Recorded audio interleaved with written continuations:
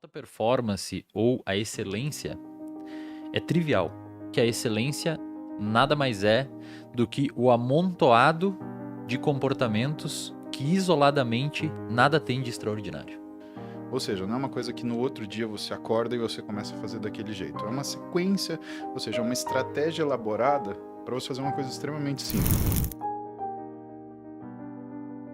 Vocês poderiam definir o que seria a alta performance, como identificar e medir isso na vida de uma pessoa, para saber se ela realmente está performando bem ou se ela está muito aquém do que poderia fazer? Eu li um estudo uma vez de um cara chamado Daniel Chambliss, que ele é um antropólogo e ele fez um estudo onde ele visou descrever a rotina de atletas olímpicos, que são pessoas que vivem numa alta performance, que conseguem alcançar tempos, conseguem alcançar nível de força, um nível que realmente um ser humano que não se dedica àquilo jamais conseguiria alcançar. E ele chegou numa conclusão bastante chamativa, eu diria, e até em certo ponto óbvia, que no artigo ele descreve que a alta performance ou a excelência é trivial.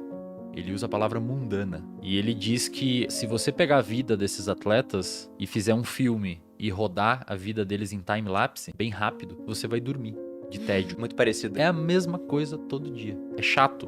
Você treina, você come, você descansa, você final de semana faz uma coisa ou outra diferente, aí você volta, treina, come, descansa. Então ele conclui com uma frase bem impactante. Ele fala que a excelência nada mais é do que o amontoado de comportamentos que isoladamente nada tem de extraordinário ao longo do tempo.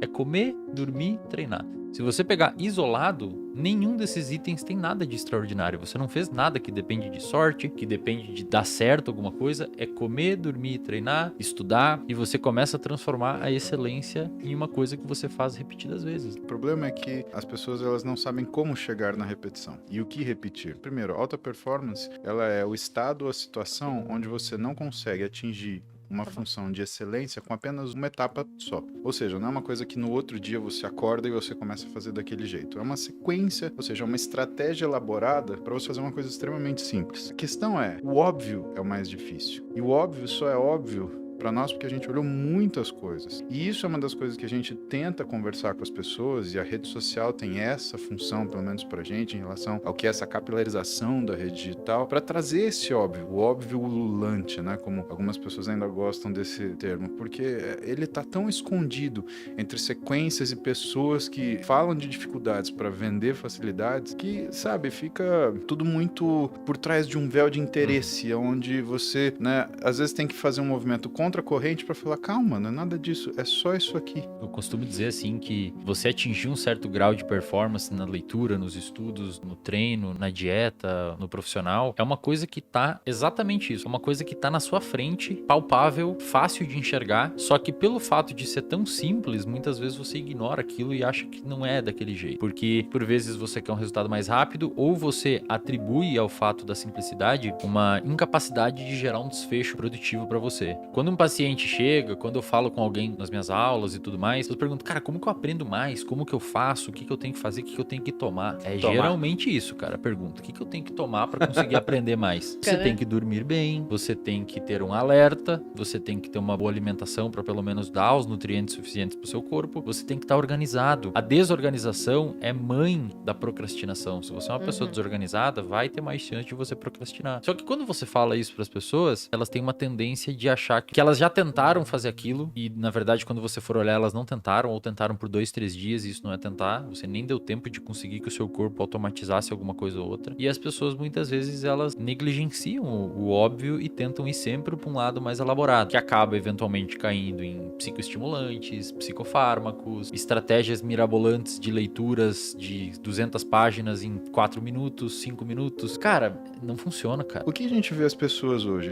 Para elas conseguirem fazer aquilo que elas acham que elas devem fazer, no intuito de obter aquilo que elas desejam, elas acabam com todos os seus recursos. Elas querem ficar acordadas 18 horas por dia. Elas querem, como é que eu consigo sobreviver dormindo 4 horas por dia? Ora, a gente fez isso, mas em situações de extrema necessidade, não por vontade. E eu chamo a atenção para isso porque é um experimento muito simples. É você pegar o seu final de semana e ponderar o quanto você odeia segunda-feira. O quanto você odeia segunda-feira, ele está exatamente proporcional ao quanto você tem um final de semana desregulado. né? O quanto você se desgasta. E aí faz a ponderação. O quanto você se divertiu. Vira uma agonia, vira uma ação que é, na verdade, ansiosa. Não é uma coisa saudável, né? E não que divertir-se seja saudável, mas a busca não ponderada da satisfação imediata e o prazer rápido, sabe? A gente tem que parar e observar como é que essas coisas acontecem na nossa vida, senão a gente não vai ficar só com uma segunda-feira terrível, a gente vai ficar com uma vida terrível. E o problema é que esses comportamentos, eu gosto de chamar isso de comportamento de soma zero. A pessoa ela faz tudo durante a semana e no final de semana ela volta pro ponto inicial e joga tudo fora o que conquistou no final de semana. E o sábado e o domingo, o nosso cérebro ele consegue criar associações temporais. Vira o fim de semana do lixo, por exemplo, de tanto fazer, seria isso? É, e você começa a sentir um craving por fazer aquilo porque já passou tantos dias de você não estar fazendo. Seu cérebro acostumou com aquele tempo. Ninguém tá falando pra você não ter episódios hedônicos de prazer, sair jantar com a sua família. Exato. Ninguém tá falando isso. A gente tá falando que existe um limite biológico que você não consegue negociar. Se você passar aquele limite biológico, vai ficar com sono, vai ficar cansado, vai ficar meio deprimido, vai querer ter estratégias compensatórias. É inegociável. Você não dormir, você comer tudo errado, segunda-feira vai tá ruim. Aí muitas vezes a pessoa ela fica com raiva de não poder se divertir porque fica com ressaca e fica mal. Não é nem culpa sua, vai ser assim. Não interessa se você concorda ou não. E esses comportamentos muitas vezes eles são o que a gente chama na psicologia comportamental de comportamentos regidos por regras. A pessoa cria uma regra na cabeça dela de se divertir é aquilo. Eu só me divirto se eu fizer aquilo. E por que vocês acham que mesmo sendo óbvio, o óbvio ululante, como você falou, e mesmo tendo tanta informação hoje em dia,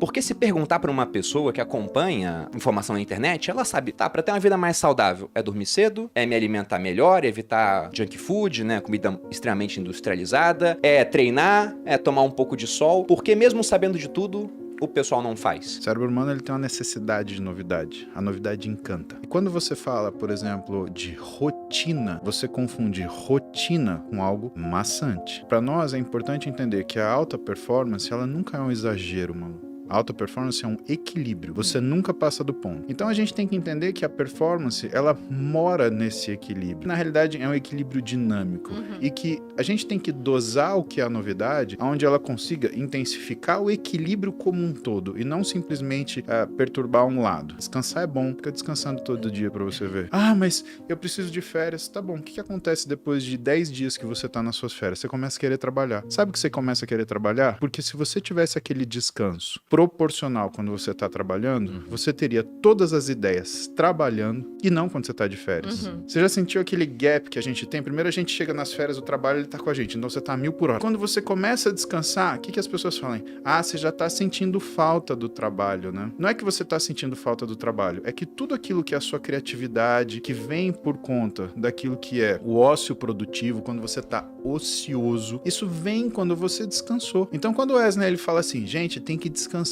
tem que dormir. O que ele tá falando? Ele tá falando, se você virar um cansado diário, você vira um cansado cronicamente. Você não vai ter boas ideias, você não vai ter boas saídas. E aí tem mais uma coisa que eu chamo a atenção. Isso daqui não deixou mais a gente ter ócio. Você tá sempre conectado. Você tá sempre trabalhando. E quando você tá sempre trabalhando, sabe o que você mata? A sua criatividade.